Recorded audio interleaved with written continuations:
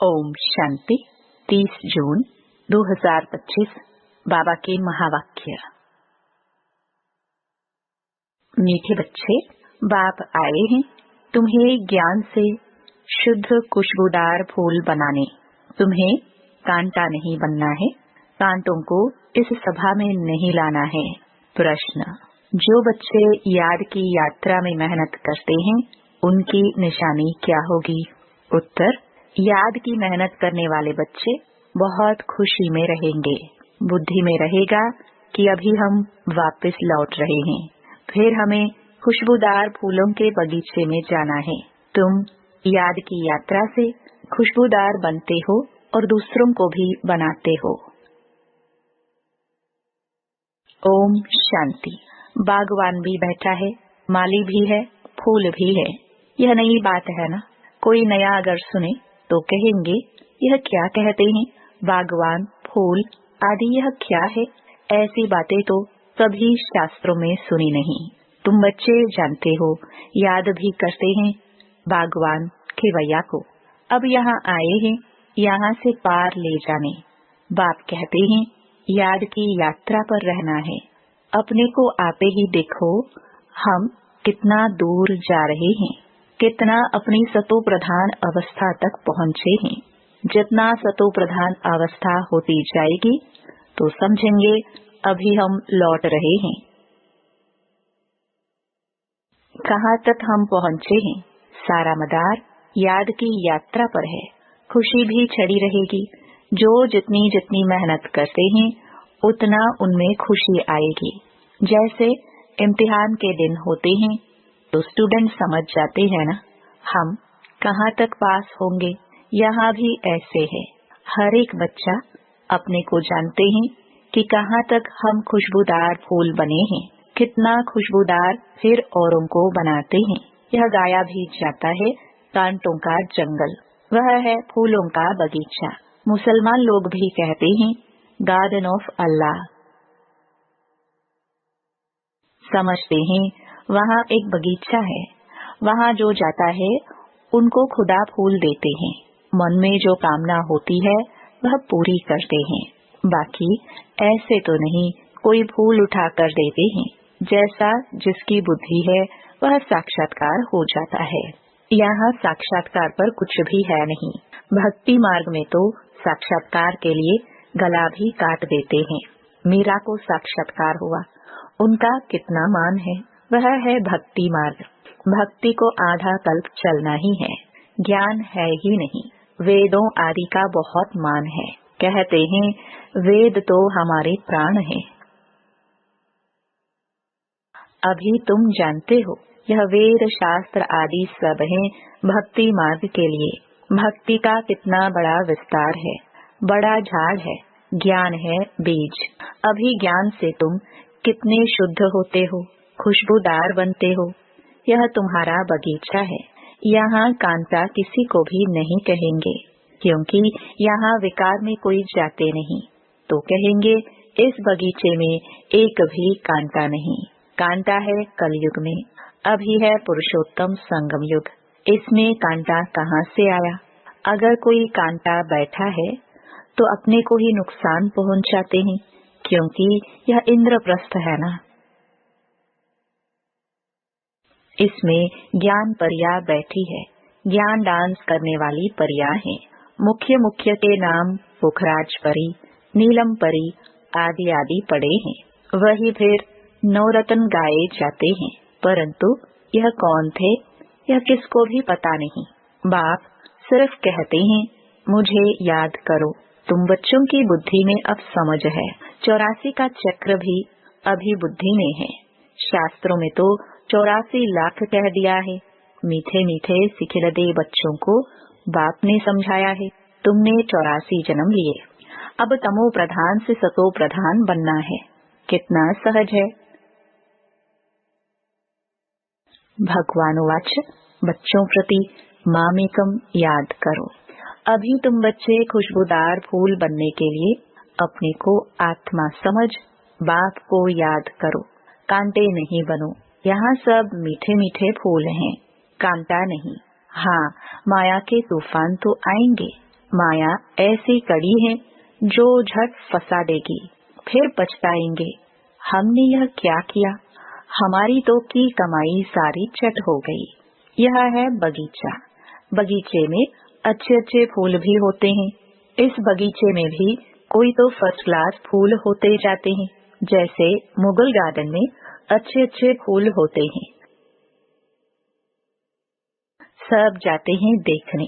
यहाँ तुम्हारे पास कोई देखने तो आएंगे नहीं। तुम कांटों को क्या मुंह दिखाएंगे। गायन भी है मूठ पलिती। बाबा को जप साहिब, सुखमनी आदि सब याद थी। अखंड पाठ भी करते थे। 8 वर्ष का था तो पटका बांधता था। रहता ही मंदिर में था। मंदिर की चार्ज सारी हमारे ऊपर थी। अभी समझते हैं मूठ पलिती कपड़े धोने का अर्थ क्या है। महिमा सारी बाबा की ही है। अभी तुम बच्चों को बाप बैठ समझाते हैं। बच्चों को कहते भी हैं अच्छे अच्छे फूल लाओ। जो अच्छे अच्छे फूल लाएंगे वह अच्छा फूल माना जाएगा।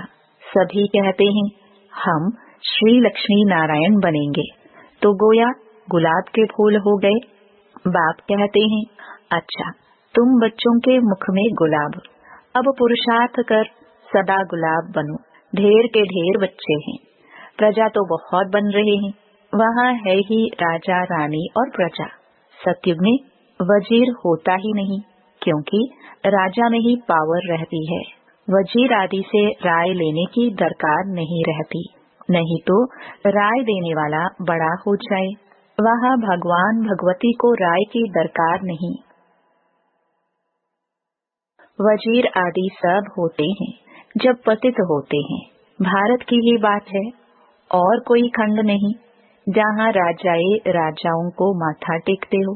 यहाँ ही दिखाया जाता है ज्ञान मार्ग में पूज्य, अज्ञान मार्ग में पुजारी। वह डबल ताज, वह सिंगल ताज। भारत जैसा पवित्र खंड कोई है नहीं। पैराडाइज बहिष्ठ था, तुम उसके लिए ही पढ़ते हो। अभी तुमको फूल बनना है। बागवान आया है, माली भी है। माली नंबरवार होते हैं। बच्चे भी समझते हैं यह बगीचा है, इसमें कांटे नहीं, कांटे दुख देते हैं। बाप तो किसको दुख नहीं देते, वह है ही दुख हरता सुख करता। कितना मीठा बाबा है। तुम बच्चों को बाप पर लव है, बाप भी बच्चों को लव करते हैं ना। यह पढ़ाई है। बाप कहते हैं मैं तुमको प्रैक्टिकल में पढ़ाता हूँ। यह भी पढ़ते हैं, पढ़कर फिर पढ़ाओ तो और भी कांटे से फूल बने। भारत महादानी गाया हुआ है, क्योंकि अभी तुम बच्चे महादानी बनते हो। अविनाशी ज्ञान रत्नों का तुम दान करते हो। बाबा ने समझाया है तुम आत्मा ही रूप बसंत है। बाबा भी रूप बसंत है, उनमें सारा ज्ञान है। ज्ञान का सागर है परम पिता परमात्मा। वह अथॉरिटी है ना। ज्ञान का सागर एक बात है, इसलिए गाया जाता है सारा समुद्र स्याही बनाओ तो भी खूटने वाला नहीं है। और फिर 1 सेकंड में जीवन मुक्ति का भी गायन है। तुम्हारे पास कोई शास्त्र आदि नहीं है। वहाँ कोई पंडित आदि के पास जाएंगे तो समझते हैं यह पंडित बहुत पढ़ा हुआ अथॉरिटी है, इसने सब वेद शास्त्र कंठ किए हैं। फिर संस्कार ले जाते हैं तो छोटेपन से फिर वह अध्ययन कर लेते हैं। तुम संस्कार नहीं ले जाते हो, तुम पढ़ाई की रिजल्ट ले जाते हो।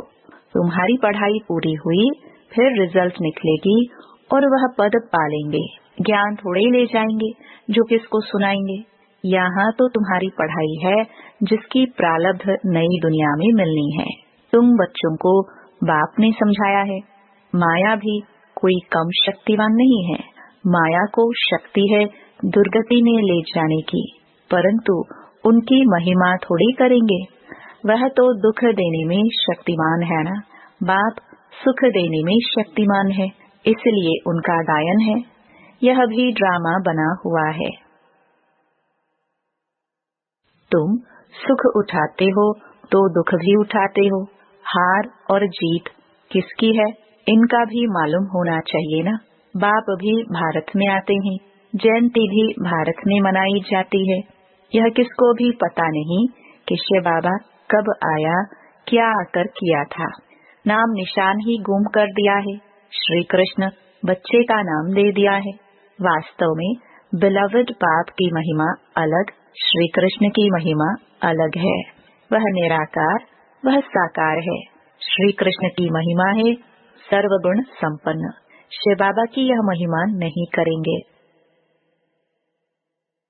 जिसमें गुण है तो अवगुण भी होंगे, इसलिए बाप की महिमा ही अलग है।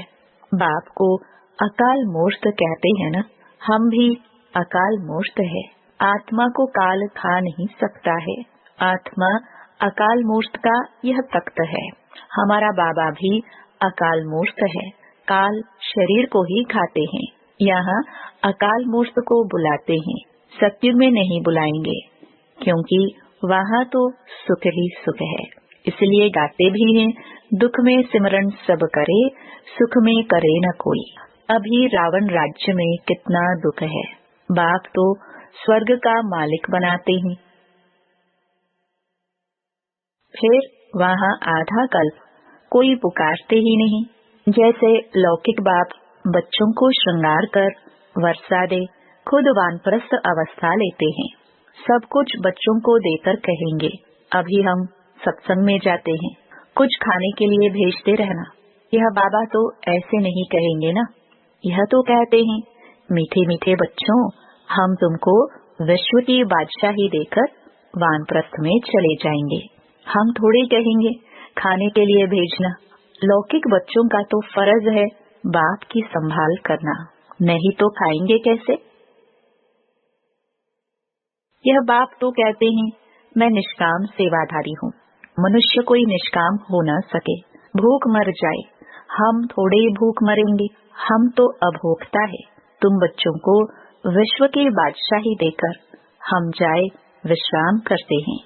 फिर हमारा पाठ बंद हो जाता, फिर भक्ति मार्ग में शुरू होता है। यह अनादि ड्रामा बना हुआ है, जो रोज बाप बैठ समझाते हैं। वास्तव में तुम्हारा पाठ सबसे जास्ती है, तो इजाफा भी तुमको मिलना चाहिए। मैं आराम करता हूँ, तो तुम फिर ब्रह्मांड के भी मालिक, विश्व के भी मालिक बनते हो। तुम्हारा नाम बड़ा होता है। यह ड्रामा का राज भी तुम जानते हो। तुम हो ज्ञान के फूल, दुनिया में एक भी नहीं। रात दिन का फर्क है। वह रात में है, तुम दिन में जाते हो। आजकल देखो, वन उत्सव करते रहते हैं। अब भगवान मनुष्यों का उत्सव कर रहे हैं। बाप देखो कैसी कमाल करते हैं। जो मनुष्य को देवता, रंग को राव, राजा बना देते हैं। अभी बेहद के बाप से तुम सौदा लेने आए हो, कहते हो बाबा हमको रंग से राव बनाओ। यह तो बहुत अच्छा ग्राहक है। उनको तुम कहते भी हो दुख हरता सुख करता। इन जैसा दान कोई होता ही नहीं। वह है सुख देने वाला। बाप कहते हैं, भक्ति मार्ग में भी मैं तुमको देता हूँ। यह ड्रामा में नोंद है, साक्षात्कार आदि की। अब बाप बैठ समझाते हैं, मैं क्या क्या करता हूँ। आगे चलकर समझाते रहेंगे। आखिरी अंत में तुम नंबरवार कर्मातीत अवस्था को पाएंगे। यह सब ड्रामा में नोंद है, फिर भी पुरुषार्थ कराया जाता है। बाप को याद करो। बरोबर यह महाभारत लड़ाई भी है, सब खत्म हो जाएंगे, बाकी भारतवासी ही रहेंगे। फिर तुम विश्व पर राज्य करते हो। अभी बाप तुमको पढ़ाने आए हैं, वही ज्ञान सागर है। यह भी खेल है, इसमें मूंझने की बात ही नहीं। माया तूफान में लाएगी। बाप समझाते हैं, इनसे डरो नहीं। बहुत गंदे गंदे संकल्प आएंगे, वह भी तब जब बाबा की गोद लेंगे। जब तक गोद ही नहीं ली है तो माया इतनी नहीं लड़ेगी। गोद लेने के बाद ही तूफान लगते हैं। इसलिए बाप कहते हैं, गोद भी संभाल कर लेनी चाहिए। कमजोर है तो फिर प्रजा में आ जाएंगे। राजाई पद पाना तो अच्छा है, नहीं तो दास दासिया बनना पड़ेगा। यह सूर्यवंशी चंद्रवंशी राजधानी स्थापन हो रही है। अच्छा, मीठे मीठे सिखिलरे बच्चों प्रति मात पिता बाप दादा का याद प्यार और गुड मॉर्निंग। रूहानी बाप की रूहानी बच्चों को नमस्ते। धारणा के लिए मुख्य सार। पहला, रूप बसंत बन अविनाशी ज्ञान रत्नों का दान कर महादानी बनना है। जो पढ़ाई पढ़ते हो वह दूसरों को भी पढ़ानी है। दूसरा, किसी भी बात में मूंझना व डरना नहीं है, अपनी संभाल करनी है। अपने आप से पूछना है कि मैं किस प्रकार का फूल हूँ, मेरे में कोई बदबू तो नहीं है।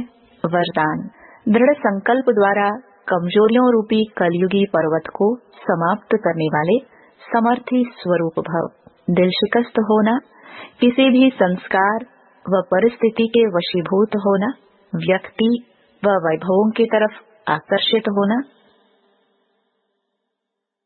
इन सब कमजोरियों रूपी कलयुगी पर्वत को दृढ़ संकल्प की अंगुली देकर सदा काल के लिए समाप्त करो, अर्थात विजयी बनो।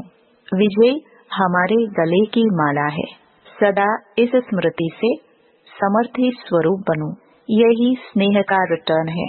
जैसे साकार बाप ने स्थिति का स्तंभ बनकर दिखाया, ऐसे फॉलो फादर कर सर्व गुणों के स्तंभ बनो। स्लोगन, साधन सेवाओं के लिए है, आराम पसंद बनने के लिए नहीं।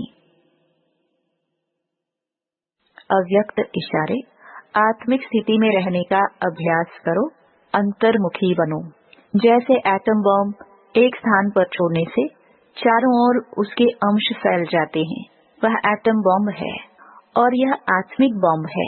इसका प्रभाव अनेक आत्माओं को आकर्षित करेगा और सहज ही प्रजा की वृद्धि हो जाएगी। इसलिए संगठित रूप में आत्मिक स्वरूप के अभ्यास को बढ़ाओ, स्मृति स्वरूप बनो, तो वायुमंडल पावरफुल हो जाएगा। ओम शांति।